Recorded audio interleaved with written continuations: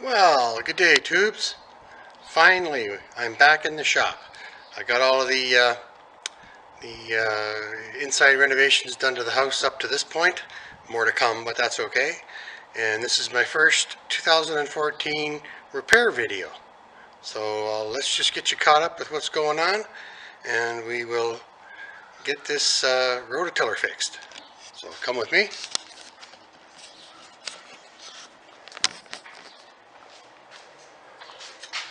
Alright, here we have what they say is a Craftsman 3.5 horsepower. It is a Tecumseh motor. I can tell by the carburetor right there. You can see the bowl. These are a little more rare. Most of these Roto-Tillers were made by Briggs.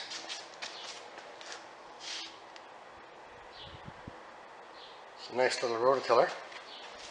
Right off the bat, I can see we're going to have to clean or tighten the rewind. It's not returning.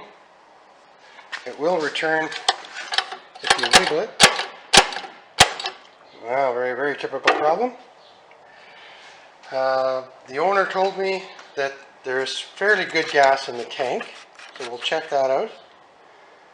And I got a hunch it's been sitting for a long time that the carburetor is clogged.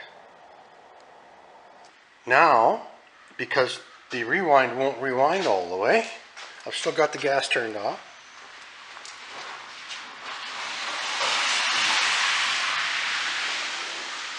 I'm going to take the shroud off and work on this rewind because it seems to not return all the way. Remember that? That's my next job. So I'm just going to check that out and I'll be right back. Alright, I've got the carburetor off again because we're going to take this shroud with the rewind in it and clean the rewind and possibly tighten it up one revolution on the spring with the string. But unfortunately we had to take out the head bolts to get this off. We might even have to take, yes, we're going to have to take the throttle off as well. So that kind of sucks, doesn't it? So here we go. We'll just showing you what we're doing. As soon as I get this shroud off, we'll show you how I clean it.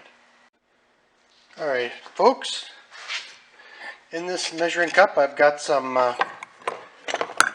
cleaning solvent, and all I'm doing is pouring the solvent, because I don't have a parts washer, just pouring the solvent into the rewind and then just getting the dirt out, letting it sit in the fluid.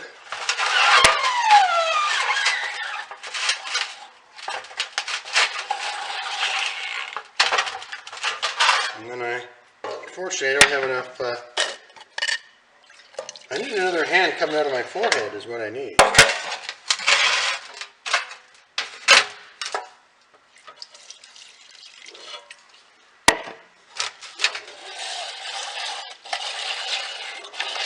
Sometimes this just clears the goo. You need a lighter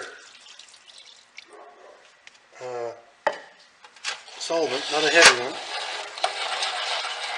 This is paint thinner.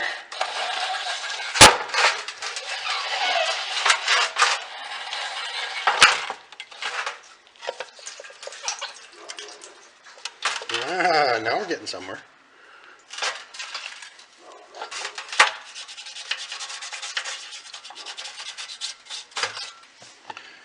Now we're going to clean this out with a rag. Should be like brand new. My gosh, these Roto-Tillers get dirty, eh?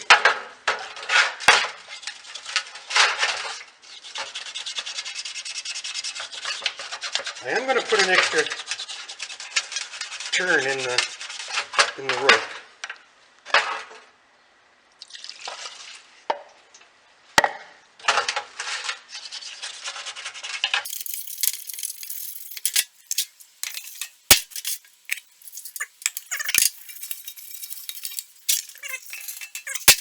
Dry the rope as much as I can. There it is. I'm just wondering if a small amount of oil might make a difference for me.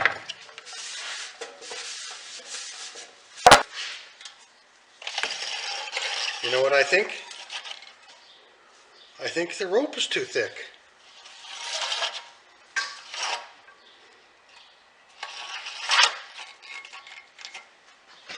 Look at that right there. The rope is extending into the circles right there.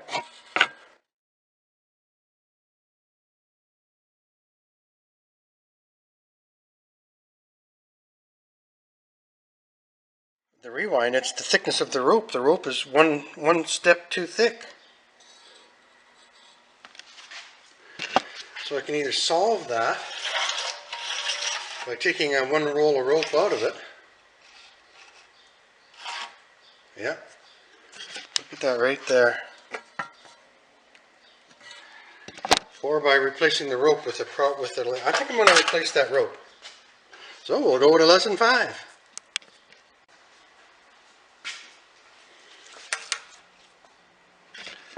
Alright guys, we're going to take this rope out. I'm going to replace it with just one smaller.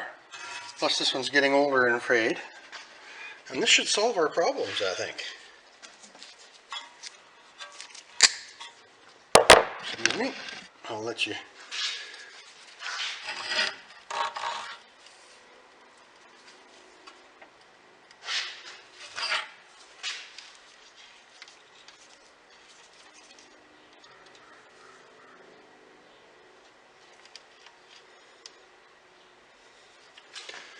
There we go.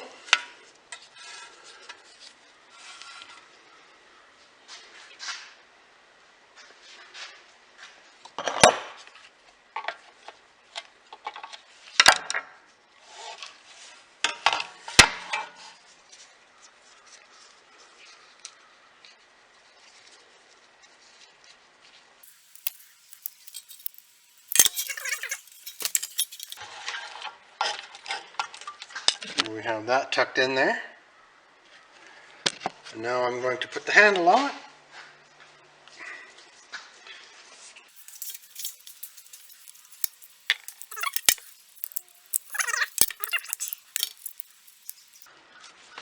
So I guess I'll continue, but the big trick to this is to just open it up, lock the vice grip onto the roller, and then just change out the rope.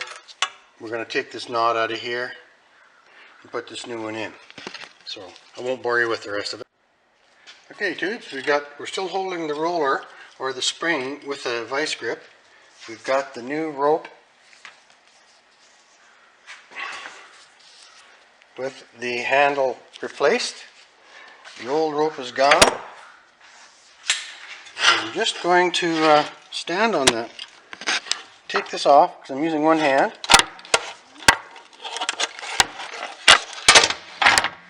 And it should thread in a lot easier. Let's see what we got here.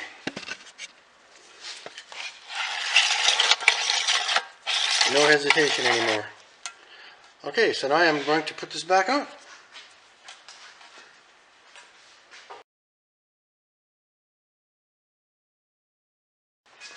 Am I still recording? Well, I might as well show you what's happening. I'm putting this back on, and I have to go get the torque specs for the head bolts on this one. Unfortunately, this is held on by the head bolts. I'm just pushing this back on, and I'll bring you back when I'm torquing the head bolts. Hi tubes. Well, I just looked up the head bolt torquing for the Tecumseh engine, and it's 13 to 16 foot-pounds over 160 to 200 inch-pounds. So my torque wrench is in inch-pounds, and you can see she's at 180. That's halfway, which is a little more than the start. And actually, when I did this already, but when I did this, I got about a quarter of a turn on each bolt, on the ones that weren't taken off, on these ones back here. So they've all been done at 180 inch-pounds. If I'm wrong, you can sacrifice me on YouTube. I think that's got it. Bye. So now the rewind is on. The throttle cable's hooked back up. the small shroud covers on the back so dirt doesn't, right there, so dirt doesn't get into the motor.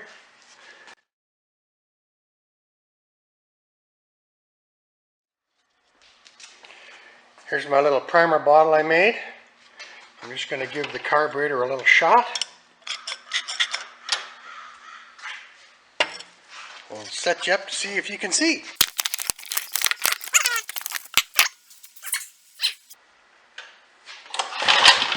Yep, there we go.